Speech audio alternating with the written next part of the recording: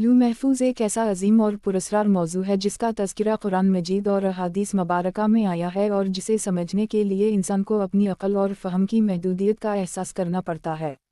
लूह महफूज अल्लाह ताला की क़ुदरत, इल्म और तक़दीर के राज को ज़ाहिर करती है। ये वो हकीकत है जिस पर ईमान रखना हर मुसलमान के अक़ीदे का हिस्सा है। लूह महफूज का मतलब है वो तख्ती या तहरीर जिसमें अज़ल से अबद तक हर चीज़ का इल्म लिख दिया गया है। अल्लाह ताला ने जो कुछ होने वाला है, जो कुछ गुजर चुका है और जो कुछ मुस्तक़बिल में पेश आएगा, सब कुछ पहले से अपने इल्म में रखा और फिर उसे लूह महफूज में दर्ज फरमा दिया।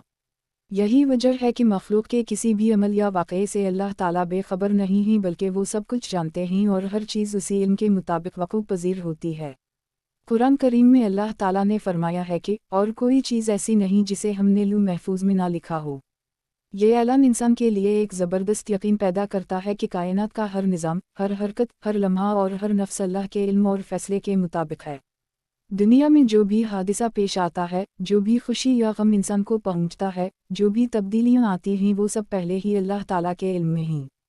लूह महफूज को तक़दीर का मरकज़ भी कहा जाता है क्योंकि उसी में इंसान की ज़िंदगी के तमाम हालात, रिज़्क़, आमाल और अंजाम का ज़िक्र दर्ज है।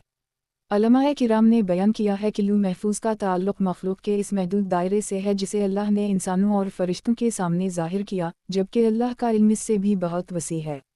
यानी लूह महफूज अल्लाह के इल्म की एक झलक है, लेकिन इसके पीछे अल्लाह ताला का लामहदूद और कामिल इल्म है जिसकी गहराई तक कोई मखलूक रसाई हासिल नहीं कर सकती।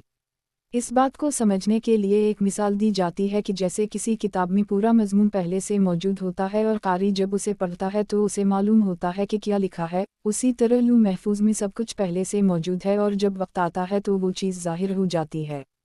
इंसान जब लूह महफूज पर गौर करता है तो उसे अपनी बेबसी और अल्लाह की अज़मत का एहसास होता है। ये अक़ीदा इंसान को तकब्बुर से बचाता है क्योंकि इसे पता चलता है कि इसके इख्तियार में कुछ भी नहीं बल्कि सब कुछ अल्लाह की मशीयत और इल्म के तहत है। जब इंसान को कोई तकलीफ़ पहुंचती है तो वो ये सोचकर सब्र करता है कि ये सब पहले से लिखा हुआ था और अल्लाह की मर्ज़ी के बग़ैर कुछ भी नहीं हो सकता। और जब कोई खुशी या कामयाबी मिलती है तो वो शुक्र अदा करता है कि ये अल्लाह की रहमत और फ़ैसला है। हदीस मुबारका में आता है कि रसूल अल्लाह सल्लल्लाहु अलैहि वसल्लम ने फरमाया कि अल्लाह ताला ने सबसे पहले कलम को पैदा किया और उसे हुक्म दिया कि वो लिखे। कलम ने पूछा क्या लिखूं? अल्लाह ताला ने फरमाया कि जो कुछ क़यामत तक होने वाला है वो सब लिख दो। चुनंचे कलम ने सब कुछ लिख दिया। ये वही तहरीर है जो लूह महफूज में महफूज कर दी गई। इससे पता चलता है कि लूह महफूज की तहरीर अल्लाह के हुक्म और इल्म से है और इसमें किसी की मर्ज़ी या राय शामिल नहीं। लूह महफूज का जिक्र आते ही इंसान का दिल अल्लाह ताला की अज़मत और क़ुदरत की गहराइयों में डूब जाता है।